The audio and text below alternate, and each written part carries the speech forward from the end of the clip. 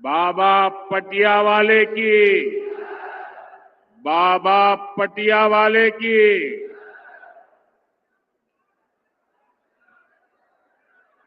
मैं वीरों की धरती को, मुरैना की मिट्टी को श्रद्धा पूर्वक नमन करता हूं।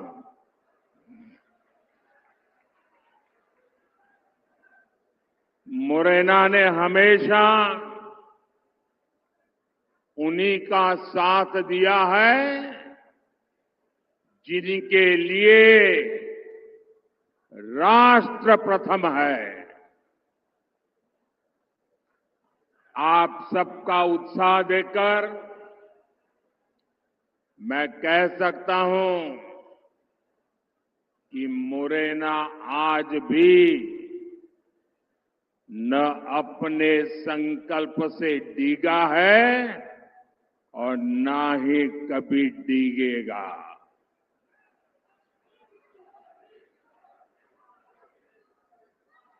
मुरैना ने मन बना लिया है। फिर एक बार, फिर एक बार, फिर एक बार। साथियों, एमपी के लोग जानते हैं कि समस्या से एक बार पीछा छूट जाए तो फिर उस समस्या से दूर ही रहना चाहिए। कांग्रेस पार्टी ऐसी ही विकास विरोधी एक बहुत बड़ी समस्या है। चंबल के लोग कांग्रेस का वो दौर कैसे भूल सकते हैं। कांग्रेस ने चंबल की पहचान खराब कानून व्यवस्था ऐसे क्षेत्र के तौर पर बना दी थी। उस दौर में कांग्रेस ने एमपी को देश के बीमारू राज्यों की लाइन में खड़ा कर दिया था। भाइयों और बहनों, भाजपा की सरकार ने कांग्रेस के बनाए गड्ढों को भरने के बाद एमपी और चंबल को नई पहचान दिलाई है, गौरवपूर्ण पहचान दिलाई है। भाजपा सरकार में चंबल, काली सिंध, पार्वती लिंक परियोजना से सिंचाई की समस्या दूर होगी। पानी की समस्या को दूर करने के लिए हम मुंदरी बांध जैसे प्रोजेक्ट पर काम कर रहे हैं। करीब 2,500 करोड़ रुपए की लागत से बना ग्वालियर श्योपुर रेलवे ट्रैक हो, आधुनिक इंफ्रास्ट्रक्चर के ऐसे अनेक काम इस क्षेत्र की तस्वीर बदल रहे हैं। यहां लेदर पार्क भी विकसित किया जा रहा है। हमारे साथी ज्योतिरादित्य सिंधिया जी की देखरेख में ब्रांड ग्वालियर को भी मजबूत किया गया है। भाजपा सरकार में हुए विकास को भिंड, मुरैना, ग्वालियर के वो लोग और ज्यादा अनुभव कर रहे हैं जिन्होंने कांग्रेस का वो काला दौर देखा है। 4 जून के बाद हमारे तेज तर्रार मुख्यमंत्री मोहन यादव जी के नेतृत्व में मध्य प्रदेश का विकास और स्पीड पकड़ने जा रहा है।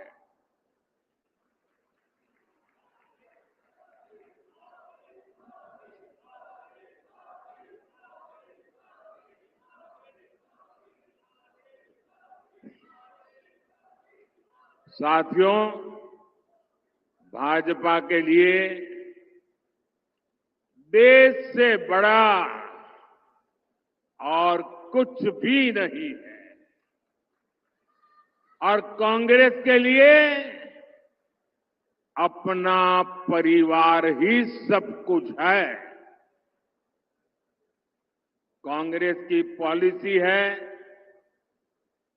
जो देश के लिए सबसे ज्यादा योगदान करे, सबसे ज्यादा मेहनत करे, सबसे ज्यादा समर्पण करे, उसे सबसे पीछे रखो। इसलिए कांग्रेस ने इतने वर्षों तक सेना के जवानों की 1 रैंक 1 पेंशन जैसी मांग पूरी नहीं होने दी। हमने सरकार बनते ही 1 रैंक 1 पेंशन को लागू किया। हमने सीमा पर खड़े जवानों की सुविधा की भी चिंता की। कांग्रेस सरकार ने जवानों के जो हाथ बांध रखे थे, हमने उन्हें भी खुली छूट दे दी। हमने कहा, अगर 1 गोली आती है 10 गोली चलनी चाहिए।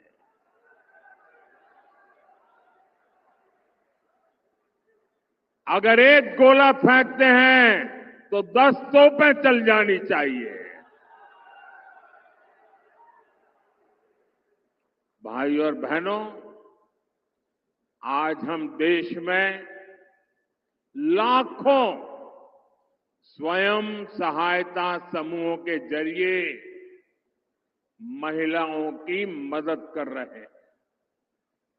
मोदी ने गांव-गांव में शौचालय बनाकर माताओं बहनों के सम्मान की रक्षा की। अब अगले 5 वर्षों के लिए मोदी ने 3 करोड़ महिलाओं को लखपति दीदी बनाने की गारंटी दी है।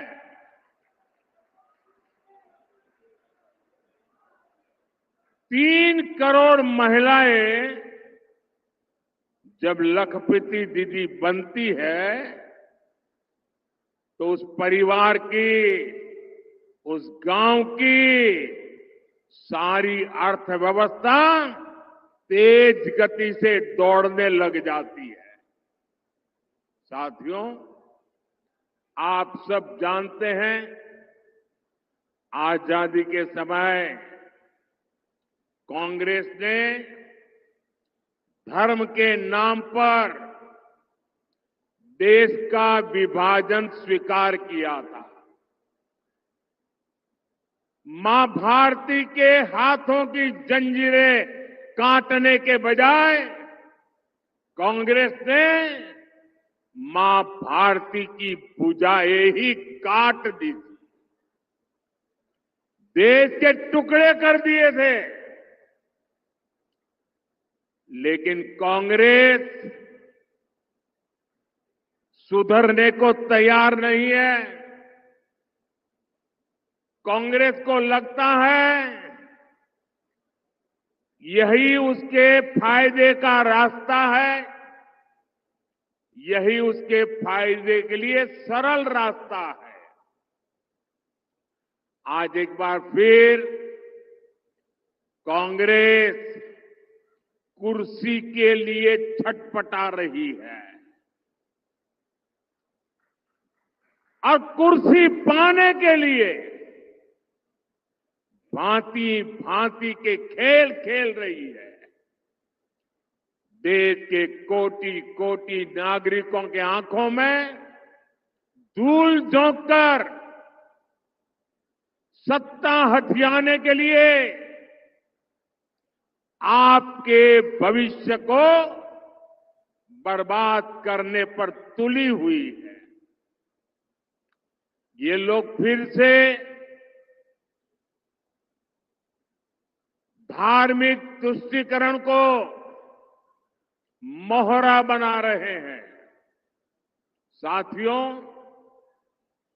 कर्नाटका में कांग्रेस सरकार का राज है और उन्होंने क्या पाप किया है, आप हैरान हो जाओगे। मुझे बताइए कि आपके गांव में कोई आकर के कह दे कि भाई इस गांव में सारे के सारे लोग अब ये नहीं ये हो गए, तो आपको मंजूर होगा क्या?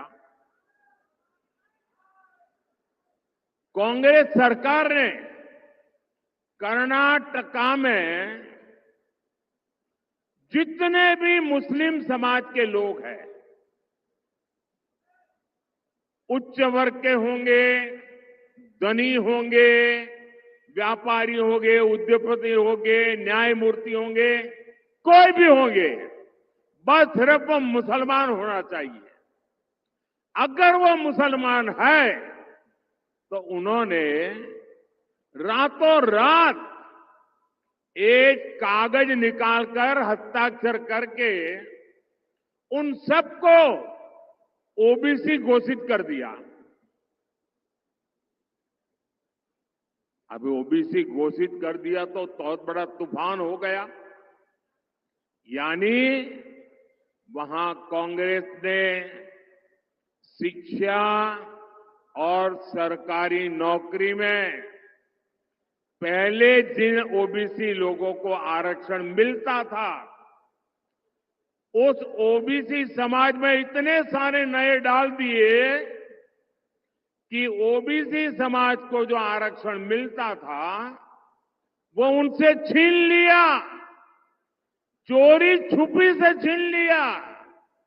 और जो मुसलमानों को नया ओबीसी बना दिया था, गैर कानूनी तरीके से बना दिया था, संविधान के विपरीत बना दिया था, बाबा साहब आंबेडकर की भावना के विरुद्ध बना दिया था, उस मुस्लिम समाज को ओबीसी को जो मिलता था वो लूट करके उनको दे दिया।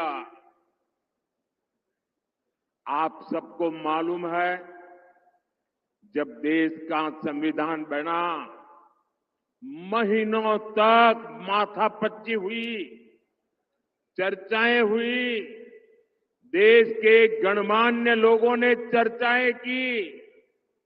बाबा साहब आंबेडकर में उन चर्चाओं के आधार पर संविधान को लिखा गया और सबने सोच समझ करके तय किया कि देश की एकता अखंडता के लिए देश का संविधान किसी भी सूरत में धर्म के आधार पर आरक्षण नहीं देगा।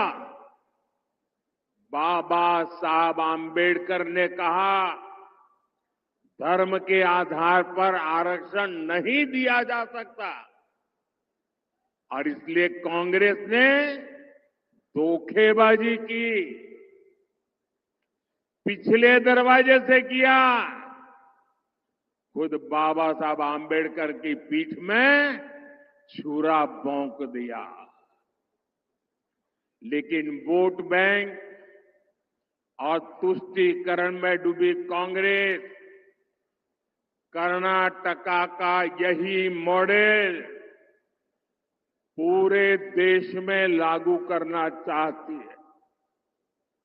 साथियों, कांग्रेस दलितों का, पिछड़ों का, आदिवासियों का हक छीनने का षड्यंत्र लंबे समय से कर रही है। 19 दिसंबर 2011 को जब उनकी सरकार थी, तब की कांग्रेस की केंद्र सरकार धर्म के नाम पर आरक्षण देने का एक मुसद्दा, एक नोट कैबिनेट में लेकर आई थी। इस कैबिनेट नोट में एक कहा गया था कि ओबीसी समाज को जो 27% आरक्षण मिलता है, मंडल कमीशन के अनुसार जो आरक्षण मिलता है, उस आरक्षण का एक हिस्सा काट करके 27% में से एक टुकड़ा काट करके मजहब के नाम पर दिया जाएगा। सिर्फ 2 दिन बाद 22 दिसंबर 2011 को इसका आदेश भी निकल दिया गया। बाद में आंध्र प्रदेश के हाई कोर्ट ने कांग्रेस सरकार के इस आदेश को रद्द कर दिया। ये सुप्रीम कोर्ट में गए, लेकिन राहत नहीं मिली। तब 2014 में कांग्रेस ने घोषणा पत्र में लिखा कि धर्म के आधार पर आरक्षण देने के लिए कानून बनाना पड़े तो कानून भी बनाएंगे। तो 2014 में ओबीसी समाज जग गया, दलित समाज जग गया, आदिवासी समाज जग गया और उन्होंने तय किया कि ये लोग तो अगर ये करेंगे तो हमारी तो आने वाली पीढ़ियां बर्बाद हो जाएगी, हमारे सपने चूर चूर हो जाएंगे। और उसके बाद इस समाजों ने एक होकर के कांग्रेस के सपनों को मिट्टी में मिला दिया, उनको सत्ता से बाहर कर दिया। फिर भी सुधरने को तैयार नहीं है। अब ये वो अधूरा काम पूरा करने के लिए फिर से नई चाल चलने लगे हैं। कांग्रेस की चली तो यहां मध्य प्रदेश में जो हमारे कुशवाहा भाई बहन हैं, गुर्जर भाई बहन है, यादव भाई बहन है, गडरिया भाई बहन है, धाकड़ प्रजापति समाज हो, ऐसे सब समाज को जो आरक्षण मिलता है, जैसे हमारे यहां कुमार, तेली, माझी, नाई, सुनार समाज, ऐसे समाजों को जो आरक्षण मिलता है,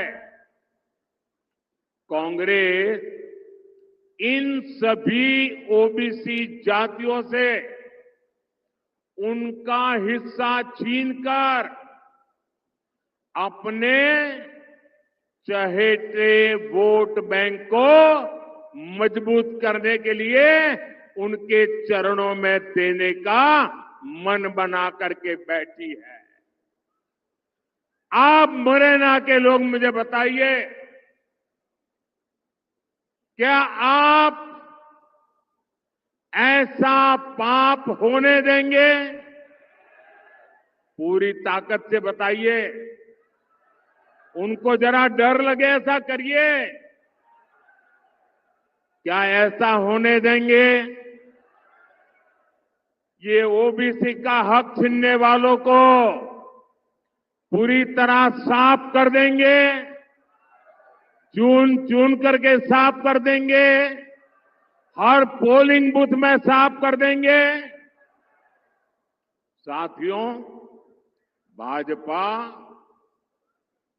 सबका साथ, सबका विकास के मंत्र पर चलने वाली पार्टी है। भाजपा सरकार अगर जरूरतमंदों को कोविड के समय अगर राशन की जरूरत है तो कोई भेदभाव नहीं, न जाति का भेदभाव, न धर्म का भेदभाव, जरूरतमंद 80 करोड़ लोगों को मुफ्त राशन देता रहा। क्या कभी आपने कोई शिकायत सुनी है? आपने कभी सुना है कि हमारे गांव में वो मुसलमान भाई है इसलिए उसको मिलता नहीं है? कभी सुना है? भाइयों बहनों, भाजपा सरकार ने 4 करोड़ गरीबों को पक्के मकान दिए। ये घर बिना भेदभाव हर धर्म के लोगों को मिले हैं। क्या किसी गांव में ने कोई शिकायत सुनी है कि भाई धर्म के आधार पर मुझे मकान नहीं मिला? ऐसा सुना है क्या? यहां भाजपा सरकार है कि नहीं है? दिल्ली में भाजपा सरकार है कि नहीं है? कोई भेदभाव की खबर सुनी है क्या? भाजपा सरकार ने 11 करोड़ घरों तक पीने का पानी का कनेक्शन पहुंचाया है। कोई जातिवाद नहीं होने दिया, कोई धर्म के नाम पर भेदभाव नहीं होने दिया, क्योंकि सबका साथ, सबका विकास ये हमारा मंत्र है। हर धर्म, हर समाज को ये लाभ समान रूप से मिलना चाहिए। समान रूप से मिलना चाहिए कि नहीं मिलना चाहिए? अगर सबको समान रूप से मिलता है तो आपकी कोई शिकायत होती है क्या? लेकिन अगर कांग्रेस आती है तो ये सारी सुविधाएं दलितों, पिछड़ों, आदिवासियों और सामान्य वर्ग के गरीबों को नहीं मिलती। कांग्रेस की चले तो गरीब कल्याण की योजनाओं का लाभ भी धर्म के आधार पर देती, क्योंकि कांग्रेस तो डंके की चोट पर यही कहती है कि देश के संसाधनों पर पहला हक मुसलमानों का है। मोदी कहता है देश के संसाधनों पर पहला हक इस देश के गरीबों का है, इस देश के पिछड़ों का है, इस देश के आदिवासियों का है। साथियों, कांग्रेस एक के बाद एक ऐसी घोषणाएं कर रही है जो देश को भी कमजोर करेगी और आपके परिवार को भी कमजोर करोगी।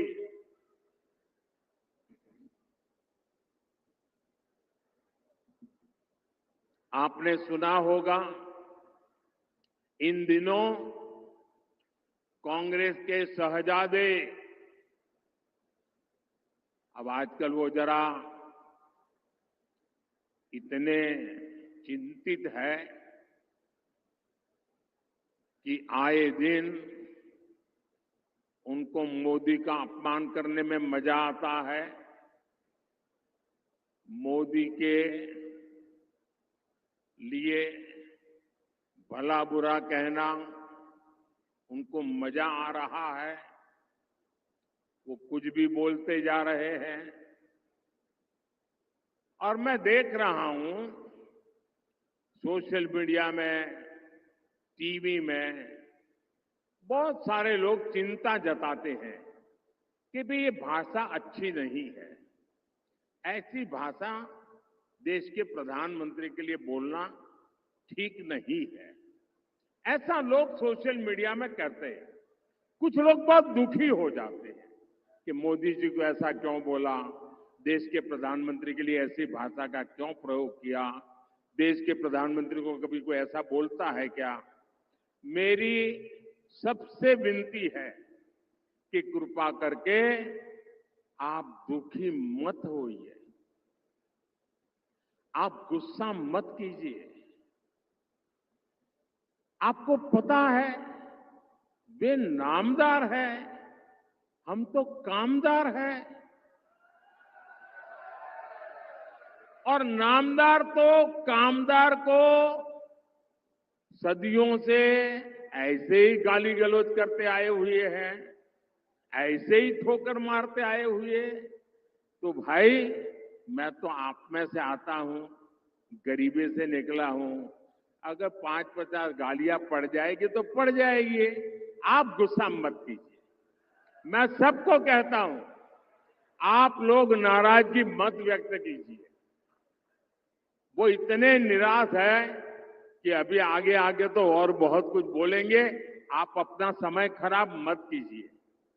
तो ये मेरी सोशल मीडिया में जो लोग बहुत नाराजगी से कुछ न कुछ कहते रहते हैं, टीवी मीडिया वाले भी कहते हैं, मेरी करबद्ध प्रार्थना है भाई, इन नामदारों को कुछ मत कहो। हम कामदार सहन करने के लिए पैदा हुए हैं, हम सहन करेंगे, सहन भी करेंगे और मां भारती की सेवा भी करेंगे। हम जरा भी पीछे नहीं हटेंगे दोस्तों, जरा भी रुकेंगे नहीं। ये मैं देशवासियों को विश्वास दिलाता हूं। आजकल इस शाही परिवार के शहजादे पूरे देश में बढ़ चढ़ करके कह रहे हैं, अब आपकी संपत्ति का एक्सरे होगा, एक्सरे। और आपकी अलमारी में क्या पड़ा है, किसी माता बहन ने कुछ बचत अनाज के डिब्बे में अगर दबा करके रखी है, एक्सरे करके खोजा जाएगा। लॉकर में क्या पड़ा है, एक्सरे करके खोजा जाएगा। आप जो कमाई करते हैं, हमारी माताओं बहनों के पास जो स्त्री धन होता है, जो स्त्री धन बहुत पवित्र होता है, कोई उसको हाथ नहीं लगाता है, कोई उसको छूता नहीं है। मंगलसूत्र हो, छोटा मोटा सोना चांदी का गहना हो, इसे पवित्र माना जाता है। कांग्रेस उसे जब्त करके अपनी वोट बैंक मजबूत करने के लिए उसे बांटने की सार्वजनिक घोषणा कर रही है, मैनिफेस्टो में बता रही है। और मैंने तो पहले दिन कहा था कि इनका मैनिफेस्टो पूरी तरह मुस्लिम लीग की सोच का ही प्रतिबिंब है। और साथियों, ये एक्सरे करके आपको लूटने की योजना बना रहे हैं। क्या आप उनको आपकी संपत्ति छीनने का अधिकार देंगे क्या? इनको चुनाव में जीतने देंगे क्या? इतना ही नहीं, ये इससे भी संतुष्ट नहीं है। वो जीते जीतो छोड़िए, ये स्वर्गवास के बाद भी, मृत्यु के बाद भी आपकी जो बची हुई संपत्ति है, जो स्वाभाविक रूप से आपके बेटे बेटी को मिलनी चाहिए, वो भी आप नहीं दे पाओगे। आपने कितनी ही मेहनत करके बच्चों के लिए इकट्ठा किया होगा, कांग्रेस वाले कहते हैं कि उनकी सरकार आएगी तो वो भी डब्बे में से गुल कर दिया जाए। ऑफिशियली कहते हैं आपकी कमाई का आधे से ज्यादा कांग्रेस अगर सरकार में आती है तो ये सरकार छीन लेगी और इसलिए कांग्रेस आप पर इनहेरिटेंस टैक्स, आपकी विरासत पर टैक्स लगाना चाहती है। भाइयों और बहनों, इनहेरिटेंस टैक्स से जुड़े जो तथ्य अब निकलकर सामने आ रहे हैं वो देश की आंखें खोलने वाले हैं। जरा ध्यान से सुना जाए, आप भी ध्यान से सुनिए और मेरे देश के दिग्गज पत्रकार भी जरा सुन ले, मीडिया वाले भी सुन ले और उनकी जो इकोसिस्टम है ना, जो हर दिन मोदी के बाल की खाल उतारने में लगी हुई है, वो भी जरा सुन ले कान खोल करके। देश के साथ कैसा कैसा पाप हुआ है। मैं आज देश के सामने पहली बार एक दिलचस्प तथ्य आपके सामने रखना चाहता हूं। जब देश की एक प्रधानमंत्री बहन इंदिरा जी नहीं रही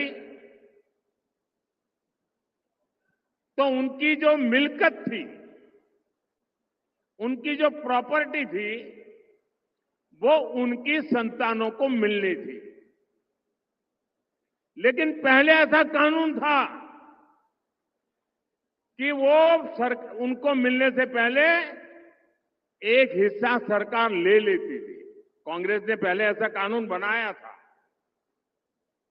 तब चर्चा थी और व्यापक रूप से चर्चा थी कि जब इंदिरा जी नहीं रही और उनके बेटे राजीव गांधी जी को ये प्रॉपर्टी मिलने की थी, लिख करके गई थी, तो अब सरकार को पैसा चला ना जाए, प्रॉपर्टी को बचाना था, तो इन्होंने क्या कर दिया, उस प्रॉपर्टी को बचाने के लिए अपनी माता इंदिरा गांधी से मिले हुए पैसों को बचाने के लिए उस समय के प्रधानमंत्री श्रीमान राजीव गांधी ने अपनी संपत्ति बचाने के लिए पहले जो इनहेरिटेंस कानून था उसको समाप्त किया और खुद के पैसे बचा लिए।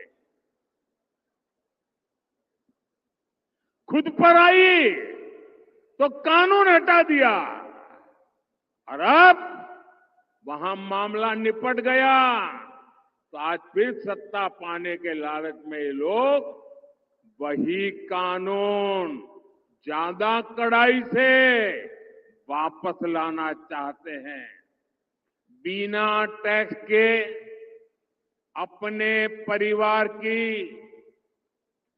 चार पीढ़ियों की अकूत धन दौलत हासिल करने के बाद अब ये लोग आप जैसे सामान्य मानवी की विरासत, आपकी मेहनत की कमाई, जो आपने अपने बच्चों के लिए बचत करके रखा है, उस पर टैक्स लगा करके आधी संपत्ति लूटना चाहते हैं।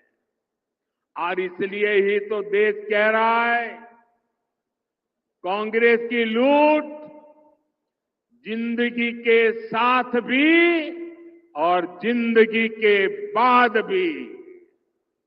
साथियों, आपके और कांग्रेस के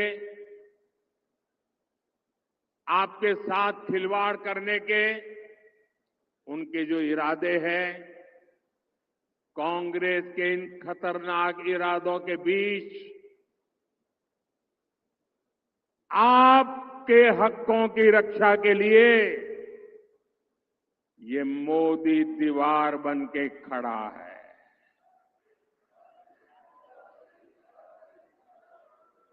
ये गाली गलौज इसलिए हो रहा है क्योंकि मोदी 56 इंच का सीना तान करके खड़ा हो गया है। इनके मंसूबे सफल नहीं होंगे, इनके मंसूबे सफल नहीं होंगे, ये मोदी की गारंटी है। लेकिन इसमें आपकी भी बड़ी भूमिका है। मुरैना से संगठन में मेरे साथ जिन्होंने वर्षों तक काम किया, जब मैं संगठन महासचिव हुआ करता था तब हमारे शिव मंगल जी यहां महासचिव हुआ करते थे। ऐसे